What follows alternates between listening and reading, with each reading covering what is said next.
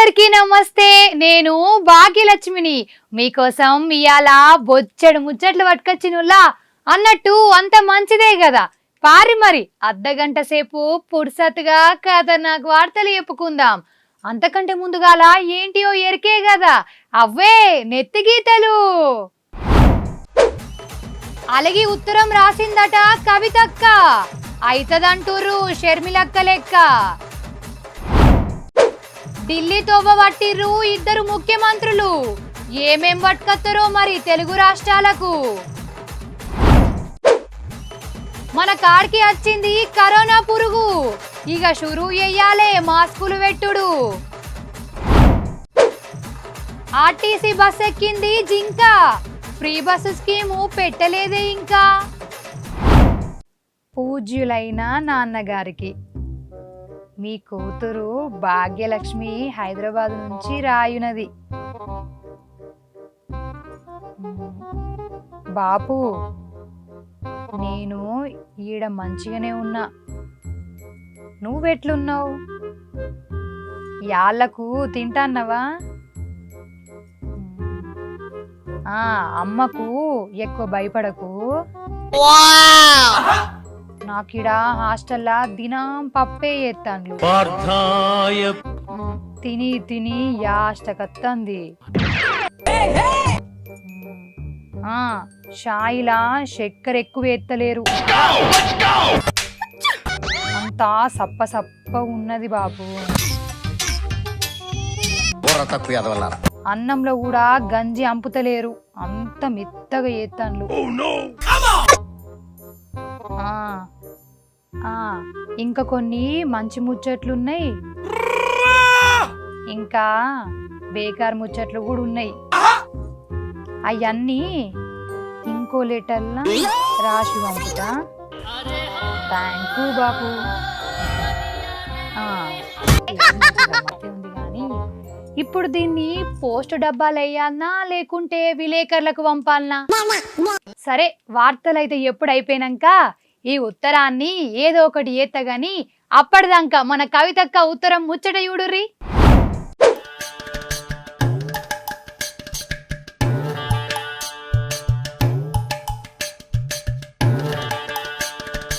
KCR sir బిడ్డ MLC కవితక్క letter bomb వేసిందట కాదు, ఇగో గిదేగా ఉత్తరం. డైరెక్ట్ నాయనకే రాసింది. తారీఖేమో మే 2 అని ఉన్నది గాని 22వ తారీఖు నాడు బయట పడ్డది. ఇక ఇంట్లో ఏమున్నదయ్యా అంటే, డాడీ రజతోత్సవ సభ మస్తు జరిగింది, సంతోషం. అందులో కొన్ని మంచి ముచ్చట్లున్నాయి, కొన్ని బేకార్ ముచ్చట్లు కూడా ఉన్నాయి. గవి 2 చెప్తా అని రాసుకొచ్చిందోల్లా. రజతోత్సవ మీటింగ్లా కవితక్కకు నచ్చిన ఏందట అంటే, రేవంత్ రెడ్డి పేరు తీయకుండానే ఆయనను గట్టిగా అరుచుకునుడు మస్తు నచ్చింది అని రాసుకొచ్చింది.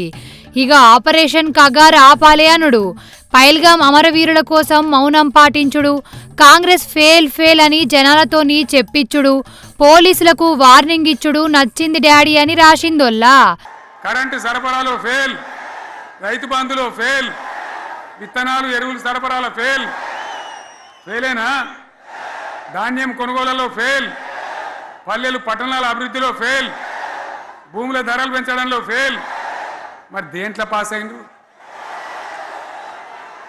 ఇక నచ్చని ఏందట అంటే, అసలు గంత పెద్ద సభల బీజేపీని ఎక్కువసేపు అరుచుకోకుండా ఖాళీ 2 నిమిషాలే ఆ పార్టీ గురించి మాట్లాడుడు మంచిగా అనిపించలేదట అక్కకు. అసలు ఉర్దూలా స్పీచ్ ఇయ్యకపోవడేంది అని నాయనను అడిగింది. ఎన్కటి సంధి పార్టీలో ఉన్నోళ్లకు ఆ సభల విలువనే ఇయ్యలేదని లెటర్ల బాధపడింది అక్క. సభల ధూమ్ధామ్ ఆటలు పాటలు కూడా కార్యకర్తలకు నచ్చలే. ఇగో గిట్ల 6 పేజీలు రాసిందోల్లా కారటు. ఇక అంత రాసి గింత పెద్ద లెటర్ రాసినందుకు సారీ డాడీ, థ్యాంక్ యూ అని చెప్పింది. ఇక ఇప్పుడు ఈ లెటర్ మీదనే తెలంగాణ రాజకీయాలు జరంతా తిరిగినట్టయితుంది. అదంతా డూప్లికేట్ లెటరు, కాంగ్రెస్ ఓడే కావాల్సుకొని నాటకం ఆడుతుండు అని బీఆర్ఎస్ వాళ్ళంటే, కేసీఆర్ ఇంట్లో పెద్ద పంజాదే నడుస్తాంది. ఎవరితోవ వాళ్ళు చూసుకుంటుర్రు చూడు అని చెయ్యిపాటోళ్ళు. ఈమె మరో షర్మిల అవుతుందని ఇంకోగలు. ఇగో గిట్లా చెప్పుకొస్తారోల్లా. సరే ఎవరి మాట ఎట్లున్నా గాని అయినా నాయనకు ఏదన్నా ముచ్చట చెప్పాలంటే డైరెక్ట్ ఇంటికి పోయి షాయి బొట్టు తాక్కుంటా చెప్పచ్చు కదా ఈ కవితక్క. లేకుంటే ఫోన్లు కూడా ఉండే అందులో కూడా మాట్లాడుకోవచ్చు. మరి టెక్నాలజీకి ఇంత పెరిగినా కవితక్క ఇంకా ఉత్తరాల కన్నే ఆగిపోయిందేంది? నిజంగా అక్క దగ్గర ఫోన్ లేదా? ఉన్న ఫోన్లన్నీ అప్పట్లో ఈడీ వాళ్ళకే కట్టగట్టిచ్చిందా? లెటర్ రాసినా దాని పోస్టు డబ్బాలా ఇయ్యలేదా? మరి ఇప్పుడు ఎట్లా బయటకొచ్చింది? ఎవరు బయట పెట్టిర్రు? అసలు ఆ ఉత్తరాన్ని ఫోటో తీసినోడు ఎవడు? నిజంగా కవితక్కనే ఈ కారెట్ రాసిందా? లేకుంటే బీఆర్ఎస్ వాళ్ళు చెప్పినట్టు ఇదంతా చెయ్యి పాటోళ్ళ డ్రామానా? నాకైతే సమ్మజైతలేదు. అసలు ఈ రాజకీయాలు మనసోంటి సాదా సీదా జనాలకు అర్థమే కావోల్లా. ఎవరు ప్లాన్ ఏందో, ఎవరి మనసులో ఏ ఆలోచన ఉన్నదో, ఎవరి మాట వెనుక ఏ మతలబు ఉన్నదో ఏందో ఏమో పోర్రి. ఆలోచిస్తుంటే నాకే నెత్తినొప్పొస్తుంది.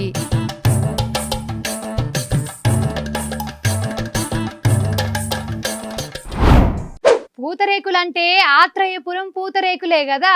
ఆంధ్రల్నే కాదు దేశమంతా అక్కడ తయారయ్యే పూతరేకులకు పెద్ద పేరున్నది. హైదరాబాద్లో కూడా సంతలు, పుస్తకాల పండుగలు నడిచినప్పుడు ఆత్రేయపురం పూతరేకులు అమ్ముతారు. సంతల సామాన్లు కొనుక్కున్నా పూతరేకులు మాత్రం బరోబ్బరు కొంట. అంత ఫేమస్ మరి. కానీ ఇప్పుడు ఆత్రేయపురం పూతరేకులను కొనాలంటే కూడా అనుమానం కొడతాందోల్లా. అగో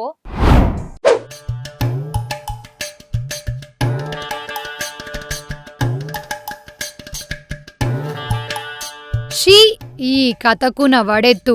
అసలు ఎవరిని నమ్మాలనో ఎవరిని నమ్మొద్దో అర్థమే అయితలేదోళ్ళ నాకు. ఆత్రేయపురం పూతరేకులంటే అవ్వల్దారని అంటారు కదా. ఇప్పుడు కల్తీ అనే కాడికొచ్చింది కొందరు ఎయ్యబట్టి.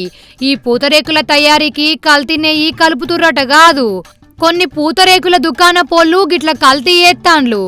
ఊరి పేరు చెడగొడుతుర్రని జనాలు ఆఫీసర్లకు ఫిర్యాదు చేసిర్రు. ఇక ఫుడ్ల ఆఫీసర్లు పూతరేకుల దుకాణాలను చెకింగ్ చేస్తే ఈ కల్తీ నెయ్యి భాగోతం బయటపడ్డది. ఇగో ఇవన్నీ కల్తేనట. ఎన్ని ప్యాకెట్లున్నాయో చూడుర్రి. అగో సారేమంటుండో కూడా ఇనుర్రి. రెవెన్యూ వారు మరియు పోలీసు వారు శ్రీ లక్ష్మీ డ్రై ఫ్రూట్కి సంబంధించిన గోడౌన్ దగ్గర 101 కేజీల నెయ్యిని గుర్తించారు. దాంట్లో 66 కేజీల ప్యాకెట్ వితౌట్ లేబులింగ్ ఉన్నవి. 35 కేజీలు అదీరా బ్రాండ్ ఘీ నెయ్యి ప్యాకెట్లు ఉన్నవి. అవి వాళ్ళు పోలీస్ కస్టడీలో ఉంచారు. దాన్ని మేము శాంపిల్స్ తీసి అనాలిసిస్ నిమిత్తం స్టేట్ ఫుడ్ ల్యాబొరేటరీకి ఆచారంగా పంపిస్తాము. అనాలిసిస్ రిపోర్ట్ ఆధారంగా వాళ్ళ మీద చర్యలు తీసుకోవడం జరుగుతుంది. లాస్ట్ ఫిబ్రవరిలో కూడా మేము ఇక్కడ రైడ్స్ కండక్ట్ చేశాము. దాంట్లో కూడా 3 శాంపిల్స్ తీస్తే 2 అన్సేఫ్ వచ్చాయి, 1 సబ్స్టాండ్ వచ్చింది. వాళ్ళ మీద కూడా కేసులు ఫైల్ చేయడం జరుగుతుంది. ఆగనట కాదోల్లా. అసలు కల్తీతోని జనం పానాలకు తక్లీఫ్ అవుతుందని వాళ్లకు తెలియదా? అరే పైసలు కమాయించాలంటే మంది ఆరోగ్యంతోని ఆడుకునుడేంది? ఆత్రేయపురం పూతరేకులంటేనే ఒక నమ్మికం. ఎంత ధరైనా గాని వెనక ముందు ఆలోచించకుండా కొంటారు. అసోంటిది ఆ నమ్మకాన్ని గిట్లా బర్బాతి ఎత్తే ఏందన్నట్టు? నమ్మిన పాపానికి పానాల మీదికి తెచ్చుడు ఇదేమన్నా మంచిదేనా? ఏ మనుషులో ఏమో పో. గిసోంటి కల్తీగాళ్ళు ఎయ్యబట్టి అసలైనోళ్లను నియతిగా వ్యాపారం చేసేటోళ్లను కూడా అనుమానపడాల్సి వస్తుంది.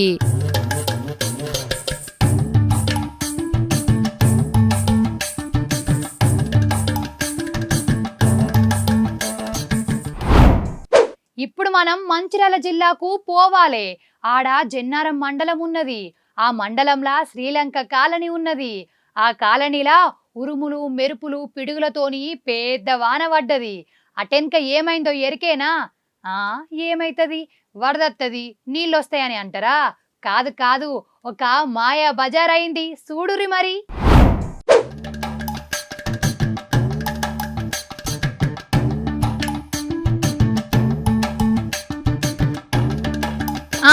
ఇదే జన్నారంలో ఉన్న శ్రీలంక కాలనీ. ఈడ చూడుర్రి కనబడుతుందా? లైట్ బుగ్గ అనుకోగల్లా. కాదు కాదు, మొగులు మీదికెళ్ళి పడ్డా ఎల్తురు. అరే అవ్వంటే ఇట్లా 1 కాదు 2 కాదు, దగ్గర పావు గంట సేపటిదాకా ఈ వెళ్తురు ఇట్లనే కనబడి అటెనక మాయమైంది. ఇదెక్కడి వెళ్తురంటే వానలు పడుతున్నాయి కదా ఆడాడ. ఇక శ్రీలంక కాలనీలా డబేల్ అనుకుంటా పిడుగు పడ్డది. కాలనీ అంతా గజ్జుమన్నది. ఇంకా నయ్యం ఆ పిడుగు ఇంటి మీదనో మనిషి మీదనో వల్లే ఇగో గిట్ల ఖాళీ జాగల పడ్డది. పిడుగు పడ్డ జాగల్నే ఇగో గిట్ల ఎల్తురచ్చింది. ఇక దీన్ని చూసి జనం ఒక పరేషానవుడు కాదు, ఇది వానదేవుని మహిమనా లేకుంటే మొగులు మీదికెళ్ళి కింద పడ్డ గ్రహాంతరవాస, కొంపదీసి అంతరిక్ష పిశాచ. ఇగో గిట్లనే ఎవల్కు తోసినట్టు వాళ్ళు ఏమేమో ఆలోచించుకుంటూ ఉన్నారు. ఇక లాస్ట్కు దానికదే మాయమయ్యే వరకల్లా అందరూ సల్లబడ్డరు పట్టు.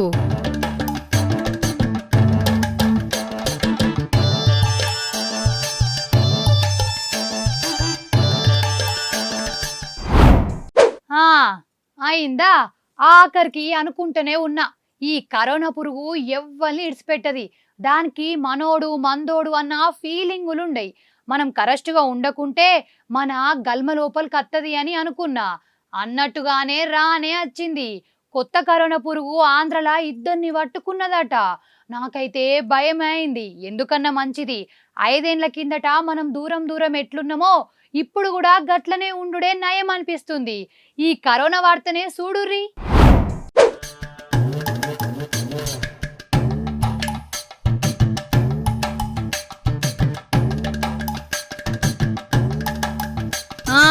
ఈ కరోనా పురుగు పాడుగాను, దానికి సావురాను, దానికి దినాలు చెయ్య, దాని చిన్న మెదడు చితికిపోను, గిట్లా మందిని గోసవుచ్చుకునుడేందోల్లా.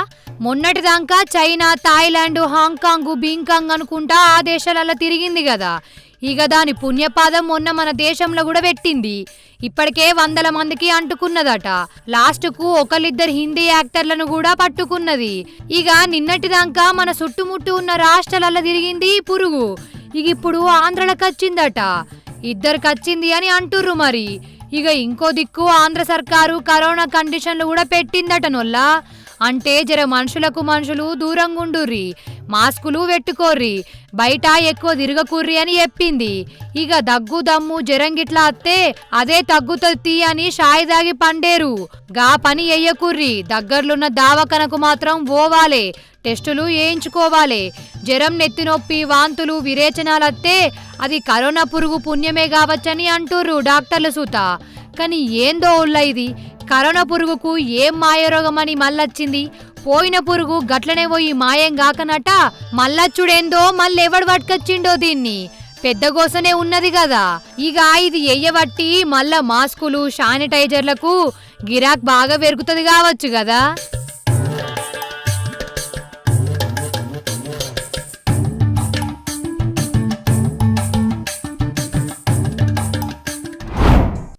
మన తెలుగు రాష్ట్రాల ముఖ్యమంత్రులు ఢిల్లీ తోవ వట్టిర్రు కాదు. తెలంగాణ రేవంత్ అన్న, ఆంధ్ర సీఎం చంద్రబాబు సారు విమానం ఎక్కి ఢిల్లీలా పాదం పెట్టిర్రు. కాళ్లకు బల్పాలు కట్టుకొని రికాం లేకుండా తిరుక్కుంటా వాళ్ళను వీళ్ళను కలుస్తుర్రు. ఇంతకీ ఇప్పటికిప్పుడు ఇద్దరికిద్దరు ఢిల్లీకి ఎందుకు పోయినట్టు? ఏదన్నా పంచాది ముంగట పెట్టుకున్నారా? లేకుంటే సంటరోళ్ళ ముంగట మంచి చెడ్డ అరుచుకునేందుకు పోయిర్రా? పార్రి అసలు కథేందో అరుచుకుందాం గాని.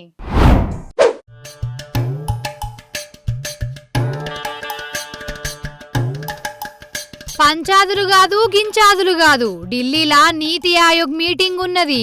ఆ మీటింగుకు హాజరు పడేందుకు ఇద్దరు ముఖ్యమంత్రులు ఢిల్లీకి పోయిర్రన్నట్టు. ఇక పండ్ల పని కేంద్ర మంత్రులను కూడా కలుస్తుర్రు. మన చంద్రబాబు సారు పొద్దుగాల్నే ఇంధనం మంత్రి ప్రహ్లాద్ జోషి సార్ను కలిసి జరసేపు మాట ముచ్చట పెట్టిండు. సోలార్ ప్రాజెక్టులు, సూర్యమర్ స్కీమ్ గురించి మాట్లాడుకున్నారట. కరెంటు బిల్లులు తక్కువ ఏత్తట్టు సూత్తం తీయని జోషి సారు చంద్రబాబు సార్కు చెప్పిండట. ఇక ఈడ కలుసుడైపోయినాక రక్షణ మంత్రి రాజ్నాథ్ సింగ్ సార్ను కలిసిండు. సార్తోని జరసేపు మాట్లాడినాక ఆడికెళ్ళి జలశక్తి మంత్రి పాటిల్ సార్తోని మీటింగ్ పెట్టిండు. ఇక పగటిల్ అన్నం తిన్నాక పైసల మంత్రి నిర్మలక్కను, అటెన్క పోలీస్ మంత్రి అమిత్ షా సార్ను ఇట్లా 7 సెంటర్ మినిస్టర్లను కలిసిండు. ఆంధ్రకు సెంటర్ సర్కార్ తరపున ఏమేం కావాలే, ఎట్ల సాయంగా ఉండాలే, ఇంకా రావాల్సిన ఏంది గివన్నీ మంత్రుల ముంగట పెట్టిండట. కానీ ఏ మాట కామాటనుల్లా చంద్రబాబు సారు ఈ వయసులో కూడా సుడిగాలి లెక్క ఢిల్లీ టూరేసి గింతమంది మంత్రులను జప్పజప్ప కలిసి మాట ముచ్చట పెట్టిండంటే నాకైతే పరేషాన్ అనిపిస్తాంది. మెచ్చుకోవాల్సిందే కదా. ఇక రేవంత్ రెడ్డి సారు ఈ రాత్రికే ఢిల్లీకి బయలుదేరిండు. అసలైతే ఈ నీతి ఆయోగ్ మీటింగుకు 2018 సంది తెలంగాణ తరపున ఎవ్వరు కూడా హాజరిగాలే. ఫస్ట్ సారి రేవంత్ అన్ననే పోతుండు.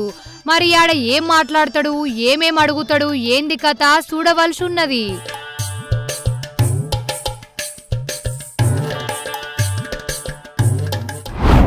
అవుగాని ఆంధ్రలా మన ఆడోళ్లకు ఫ్రీ బస్సు స్కీము ఇక జల్దినే స్టార్ట్ చేస్తారట కదా. చెయ్యని చేస్తే మంచిదే గాని అయితే ఫ్రీ బస్ అంటే యాదికొచ్చింది.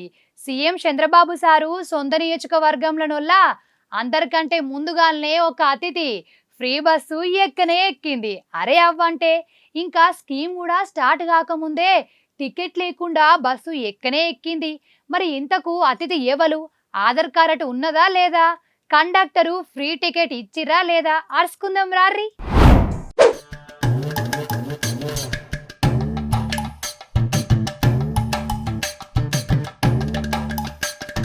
అగ్గో ఫ్రీ బస్ ఎక్కిన అతిథి ఎవలనుకునేరు? ఇగో గీ మచ్చల జింకనే. కుప్పంలా ఆర్టీసీ బస్సు పోతుంటే ఇది పీటీ ఉష లెక్క రయ్య ఉరుకచ్చి బస్సు ఎక్కనే ఎక్కింది. అందులున్న ప్యాసింజర్లను పరేషాన్ ఏయనే వేసింది. ఆంధ్రలా ఆడోళ్లకు ఫ్రీ బస్సు స్కీమ్ పెడతారని దీనికి ఎవరు చెప్పిర్రో గాని ఆ స్కీమ్ స్టార్ట్ కాకముందే ఈ ఆడజింక బస్సులా ప్రయాణం ఏయనే వేసిందోల్లా. అది కూడా ఫ్రీగా, ఆధార్ కార్డు లేకుండా. ఇగో గిట్లనే కారడ్డం ఆడుతుర్రు. ముచ్చటేందంటే ఈ జింకను కుక్కలు గెద్మినాయట. కుక్కలు పాపం దీనికి గజ్జుమన్నది. కుక్కలు పిక్కలు గర్చి పీక్క తింటాయని దానికి సినిమా సమజైంది. ఇక రోడ్డు పొంట ఉరుకుతుంటే దానికి ఆర్టీసీ బస్సు కనబడ్డదొల్లా. కుక్కల నుంచి తప్పించుకునే తందుకు బస్సు ఎక్కింది. కానీ బస్సుల జనాలుండే. మరి వాళ్ళు ఊకుంటారా? జంగల్ ఆఫీసర్లను పిలిపించిర్రు. వాళ్ళొచ్చి జింకను దొరకబట్టి కాళ్ళు రెక్కలు కట్టి అడవికి పట్టుకపోయిర్రు. అడవి ఆఫీసర్లు కాళ్ళు కడుతుంటే జింక మనసులో ఏమనిపించిందో, ఓష్ని పెనం మీదికెళ్ళిపోయిలా వడ్డేంది, కుక్కల నుంచి తప్పించుకోబోయి మనుషులకు ఇరుక్కపోయినా ఏంది అని రంది పెట్టుకున్నది కావచ్చు. ఇక లాస్ట్కు దాన్ని అడవిలో ఈడ్చిపెట్టే వరకల్లా పానం నిమ్మలమైందట. అదన్నట్టు ఆర్టీసీ బస్సులా ఫ్రీగా ప్రయాణం చేసిన మచ్చల జింక ముచ్చట.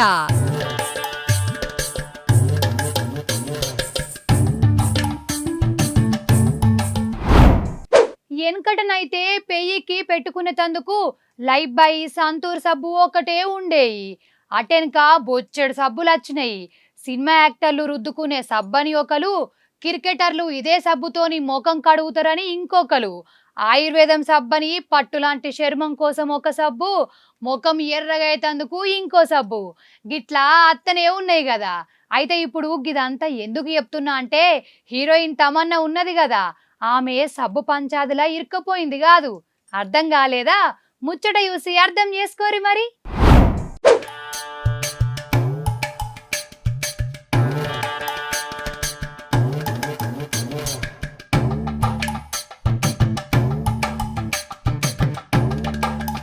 అయితే మైసూర్ శాండల్ సబ్బు ఎరికే కదా, ఆ సబ్బును కర్ణాటక సర్కార్ వాళ్ళే తయారు చేస్తున్నారు అన్నట్టు. అది అక్కడ సర్కార్ సబ్బు.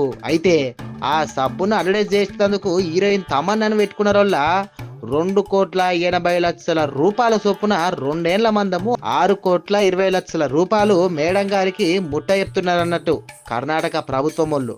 అయితే ఈయన పెద్ద పంచాయతీ అయింది. అగో కర్ణాటకలో హీరోయిన్లు లేరా? మా కర్ణాటక సబ్బును అడ్వర్టైజ్ చేసేందుకు పంజాబ్ ఎందుకు, బొంబాయికి వెళ్ళేందుకు, మా కర్ణాటక హీరోయిన్లతో చేయించాలి కానీ అని అక్కడోళ్ళు డిమాండ్ చేస్తున్నాడట.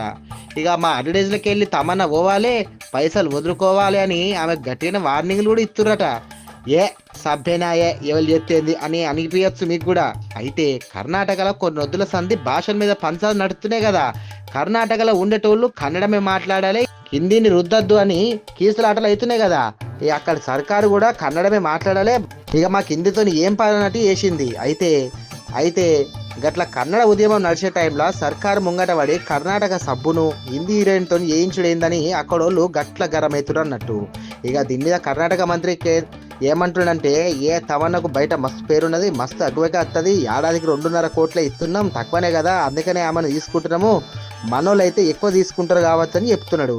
ఇక వాళ్ళ కథ గట్లున్నది. మరి దీనికి తమన్నక్క ఏమంటదో మరి. అసలైతే సబ్బు బాగా అమ్ముడుకోనికి తమన్నను పెట్టుకుంటుంటే అసలు ఈ పంచాయతీ చేయబట్టి ఉన్న గిరాకలో పోయేటట్టున్నది కదా అని అనుకుంటారు పబ్లిక్.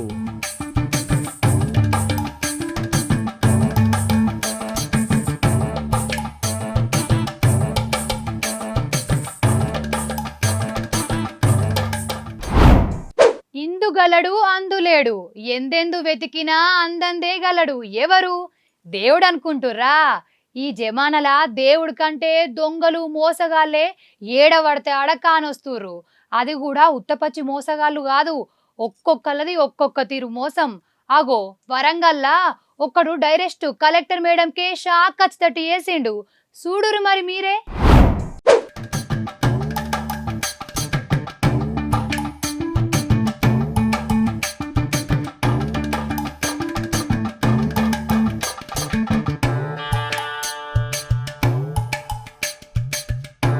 గిట్ల 32 అసలు మోసగాళ్ళు వరంగల్లోనొల్ల కలెక్టర్ ఆఫీస్లో కొలువులు ఇప్పిస్తామని వాళ్ళ దగ్గర వీళ్ళ దగ్గర అందరు కూడా కలిసి పైసలు గుంజిండట ఒక దేడి మగ్గాడు. డూప్లికేట్ అపాయింట్మెంట్ లెటర్ కూడా తయారు చేసిండట. మరి కలెక్టర్ మేడం సంతకం ఉండాలి కదా అపాయింట్మెంట్ లెటర్ల మీద, ఇంకా సంతకం కూడా వాడే చేసిండు. ఇక కలెక్టర్ శారదా మేడం ఎట్లనైతే దస్తఖత్ చేస్తుందో సీఎం సిషం గట్టనే చేసి నిరుద్యోగులను ముంచిండు. ఇక పాపం వానికి పైసలు ఇచ్చి అపాయింట్మెంట్ లెటర్లు తీసుకున్న వాళ్ళు నిజంగా కలెక్టర్ మేడం సంతకం పెట్టింది. ఇక ఆమెను కొలువులు ఇచ్చి అనుకుంటూ ఇక కలెక్టర్ ఆఫీస్లో డ్యూటీలు చేసేందుకు వచ్చిరట. ఇక ఆడ పనిచేసేటటువంటి ఒరిజినల్ ఆఫీసర్లు ఎవరురా నాయన మీరు అంతా ఏమిటికి వచ్చిర్రు, మీకు కొలువులు ఇచ్చిన రోడ్డు ఎవడు, ఈ డ్యూటీలు ఎవరు చేయాలి ఎవడు చెప్పిండని గట్టి అడిగే వరకల్లా అసలు కథ బయటపడ్డది. ఆ మాయకులను ముంచి సంతకాలు ఫోజర్ చేసిన ఆ కంత్రోని అరెస్ట్ చేసుడే కావాలి అని కలెక్టర్ మేడం ఆర్డర్ వేసింది. ఇక పోలీస్ టౌన్లో ఫిర్యాదు కూడా వేసిరట. మరి చూడాలి ఏమవుతుందో. కాదోల్లా వాడు వేసింది పెద్ద ఘరానా మోసమే, వానికి శిక్ష పడాల్సిందే. మరి వానికి పైసలు ఇచ్చిన వాళ్ళకి తెలివిటిపోయింది నాకు అర్థం కాదు. కలెక్టర్ ఆఫీస్లో కొలుగులు అనడుతోనే నమ్ముడేనా? ఓ పారిచ్చి ఉండుడేంది పాడుడేంది ఏమో ఉండదా అక్కడ అర్థం కాదు. పైసలతో కొలువులు వస్తాయి అనుకుంటారా ఏంది నన్ను అడిగితే? ఇట్లా పైసలు ఇచ్చి మోసపోవడు మంచిది కాదు సరేనా. మనం మోసపోయేటోళ్ళు ఉన్న రోజు మోసం చేసే ఉండనే ఉంటాడు. జర పైలముడు మరి.